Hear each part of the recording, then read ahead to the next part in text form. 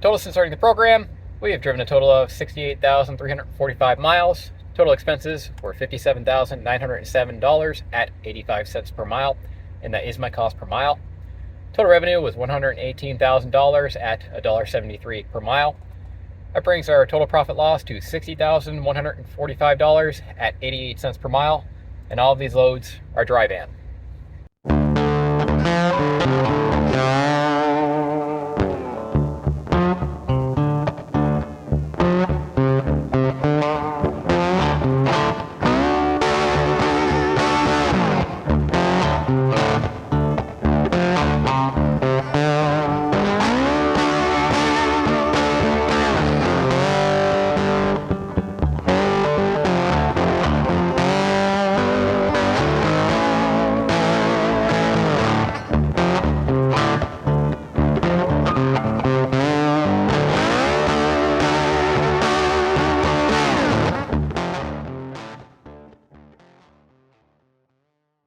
Welcome back to Trucking the Seven Seas. This is episode number 75, and in this episode, we're going to go over week 30 and 31 of the Landstar Owner-Operator Program. We have two pretty slow weeks this week. The first week, we ended up taking some time off in the Pacific Northwest, so that hurt week 30. And then in week 31, when we tried to drop a load, they ended up taking 9 hours on a Friday afternoon to unload me, which caused me to not be able to find a load Friday, which caused the weekend to pretty much be shot. If you're new to this channel, welcome. I started this channel in order to show exactly what truck drivers make. We started as a company driver working for night transportation, moved on to a lease operator working for night transportation, and now we are an owner operator working for Landstar. I show all of the loads I take, what the revenue is, what the expenses are, and what my net cash flow is, and I compile all of this information that I put into a spreadsheet that I share with you at the end of every video. So if this is a topic that interests you, follow the channel. Quick update before we begin. So still looking to get my own authority. So I'm working on that, or well, at least gaining information on that. I haven't made any moves yet. Just gaining information on basically what the process is, and I'm looking to move sometime early next year. So maybe January or February timeframe is when I'll switch over. So gaining information on that. I know one of the big issues when you start your own authority and you get your own MC number is being a brand new carrier. A lot of shippers and brokers won't work with you. So I've been looking around trying to find someone who will work with me. And I noticed that the Menards out here, they appear to work with new authorities. So I actually just gave them a call earlier and just picked their brain a little bit. And they confirmed that, yeah, they do work with new authorities. So that's good. So looking to get my own authority and probably going to start working with Menards when I get my own authority out here in the Midwest. For those of you who don't know, Menards is a like a construction company. They're like a Home Depot sort of thing, but they're only in the Midwest. So they work pretty much exclusively out here in the Midwest, which is where I currently am. So yeah, that's who they are, and they work with new authorities. So yeah, I gave them a call, and there was someone who I was looking to work with when I get my own authority. So that's just sort of the update on getting my own authority. Still working on it, and still just in the exploratory phase of finding somebody who will work with me. But that's the update so far. But last episode we left off in Sacramento, California. So we dropped a load in Sacramento, California, and I was looking to head to the Pacific Northwest to take some time off and visit some family. So dropped the load in Sacramento, and then I found, I guess I'll put it right over here, this load right here. This one picked up in Modesto, California, and headed to Clackamas, Oregon. So Modesto is only 200 miles or less away from Sacramento, and it got me up to Oregon. So I went ahead and booked this load, and now we're headed to Clackamas, Oregon, which is Portland. Let's go.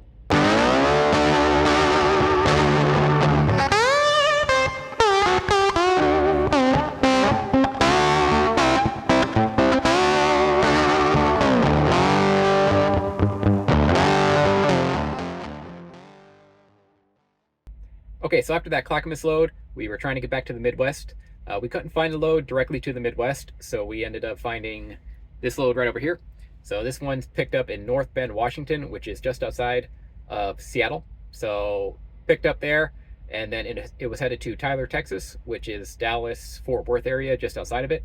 So picked that one up, went through the mountains. We did see a little bit of snow. It was mostly melted. So it's starting to get winter. So we did go through the pass there, the Siskoyan Pass, Siskomi Pass, something like that. I should know because I'm from that area, but I forget what it's called exactly. Anyways, we went through there, saw a little bit of snow, and then we ended up having to go around Colorado as well because there was an even bigger snowstorm. So you'll notice on the truck map it should go like through Colorado, kind of down through there, but instead I went around it. You'll see here in a second what I'm talking about because there was a big old snowstorm in that area. But so we picked that one up, and then now we're headed to Tyler, Texas. So let's go.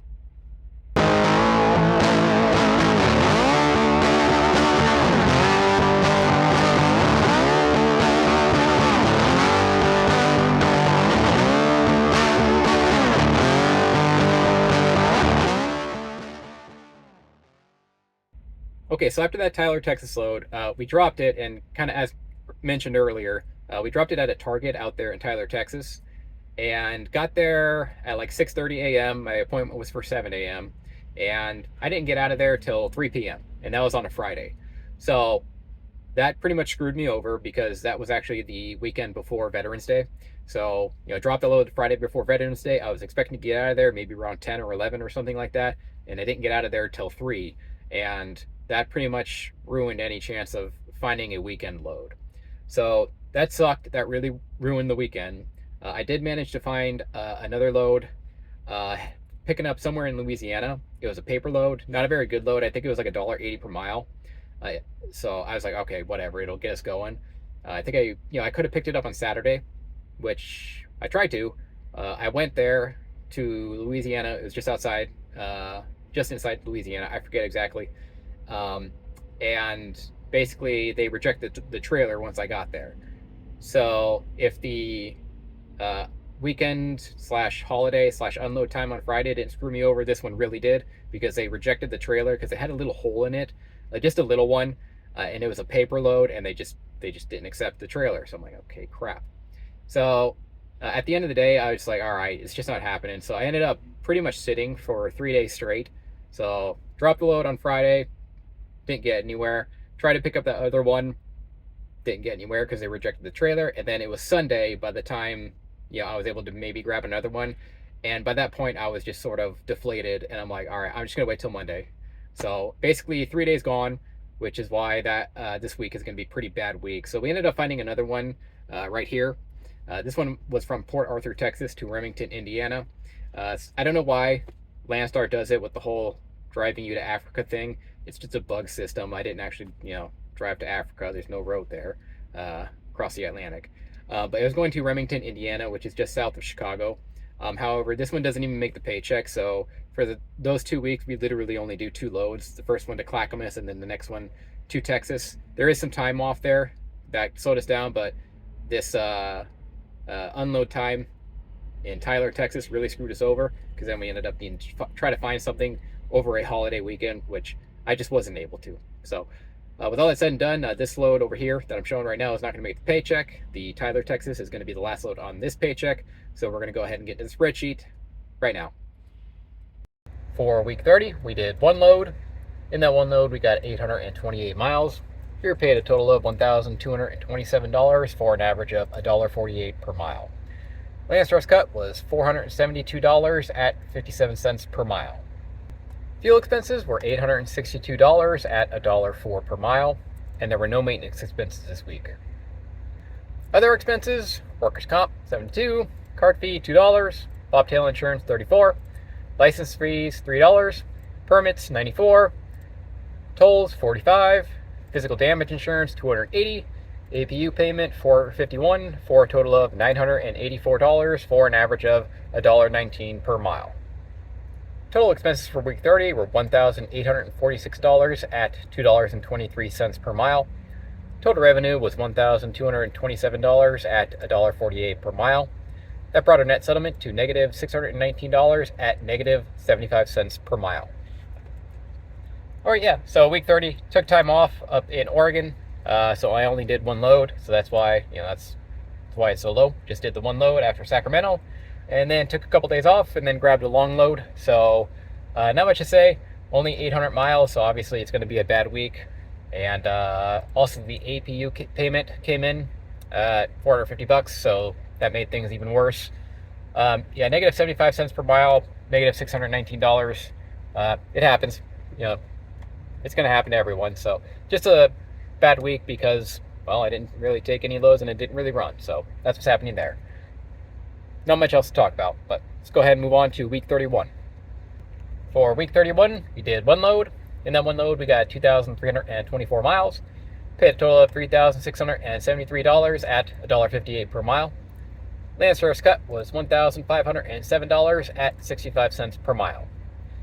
Fuel expenses were $920 at 40 cents per mile, and there were no maintenance expenses this week. Other expenses: workers' comp, $72, card fee, $2, truck scan, $1.75, bobtail insurance, $34, license fees, $369, permits, $105, tolls, $32, for a total of $252 at 11 cents per mile.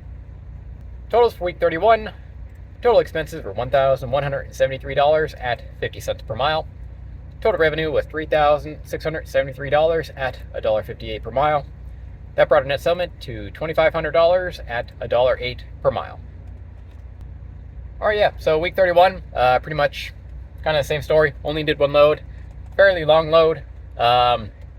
So paid decently, very low on the other expenses and fairly low on the fuel expense. $1.08 per mile, $2,500, pretty decent. After I dropped this Tyler, Texas load though, had some issues finding another one because I dropped it on Friday. So I got to it was a Target I was dropping it at, and I got to the Target at like 6:30 a.m. for a 7 o'clock appointment. And then after getting there, I was hoping to get another one. Figured I would be able to get another one on that Friday. But yeah, I got there at 6:30 and I didn't get out of there till about 3 p.m.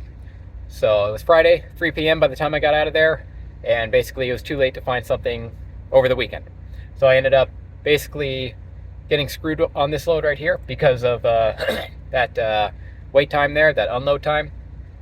And it was Veterans Day weekend, so it was also a holiday, so it was especially bad, and I wasn't able to really find anything afterwards.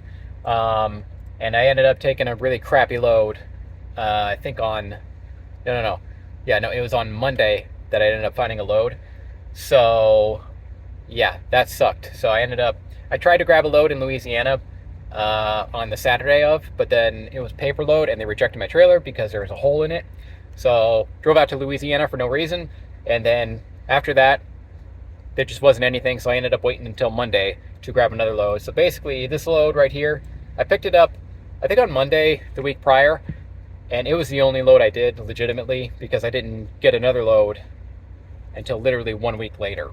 So that load right there cost me a week, mostly because the unload time was just ridiculous, and it was on a Friday, and it bumped me into the holiday week, or the holiday weekend.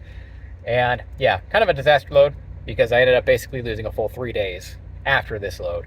So that really screwed me over. But I mean, the load itself wasn't too bad. I mean, it paid decently, and it did get me out of the Pacific Northwest, so that was good. But basically cost me 3 days because of the unload time. I just couldn't get anything that Friday of, and it just ended up screwing me over. So anyways, that's what that week. Not much else to talk about. Pretty good, despite the 3-day layover I basically had. Yeah, that's about it.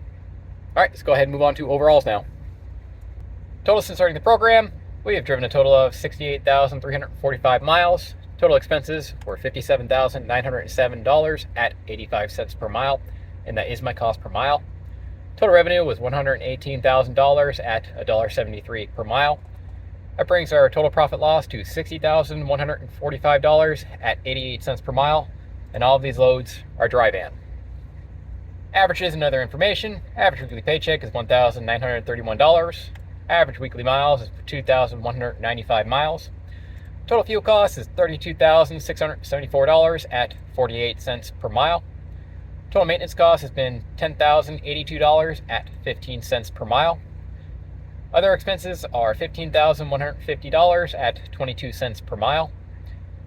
If we kept this up for a 52-week period, we make $100,427 and drive a total of 114,000 miles. Landstar's 35% cut is equated to $46,619 at 68 cents per mile. Total revenue has been $164,673, including Landstar's cut.